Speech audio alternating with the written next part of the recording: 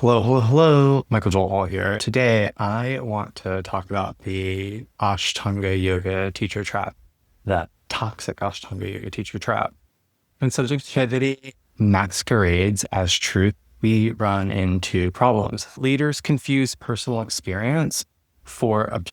It happens all the time. People try to make their experience your experience, and that's not what we do with Ashtanga Yoga. Your experience is your experience. We've been talking about objective and subjective, right? A teacher's perspective is valuable. Don't get it twisted. It's probably hard-earned if they've been practicing for a long time, but it's not the only valid way.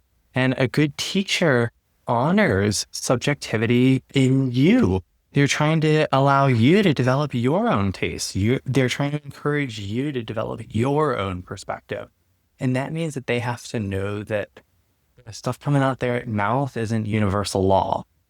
Unhealthy teaching rebrands one's personal view as the binding truth. This is really, really problematic. It becomes a slide towards authoritarianism. Once a teacher believes their truth is the truth, dialogue disappears. Feedback turns into obedience. No. Exploration becomes compliance. A terrible strategy. Communities drift into high demand dynamics. You know what's a high demand dynamic? A cult. A cult. Yes, that's right. A cult. That's where there's a hierarchy, unquestioned authority, and a loss of agency, which is the opposite of what we're doing in Ashtanga Yoga. We're developing self-awareness, personal agency, personal mastery. When communities encourage these high demand dynamics, nothing good comes from it. Trust me, I live in Washington, D.C. Some teachers reframe a student's experience, which is important. If they don't honor the student's real subjective experience, it's problematic. Dissent becomes ego.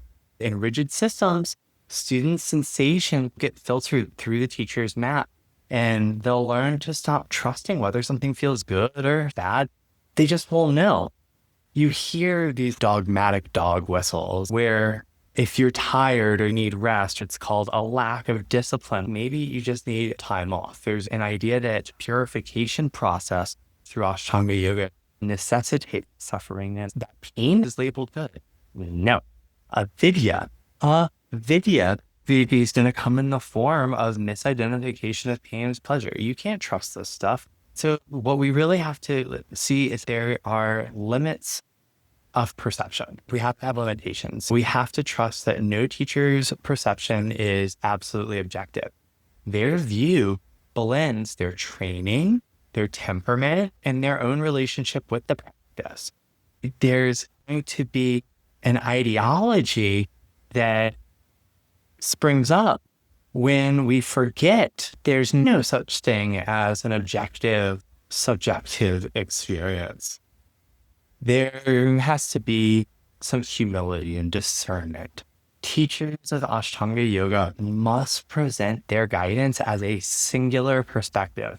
Not a students shouldn't believe anything without testing it against their own experience. Discernment means integrating what helps and setting aside what doesn't. That's not the teacher's job. The student has to figure it out. But humility on both sides, practice remains a dialogue, not a monologue.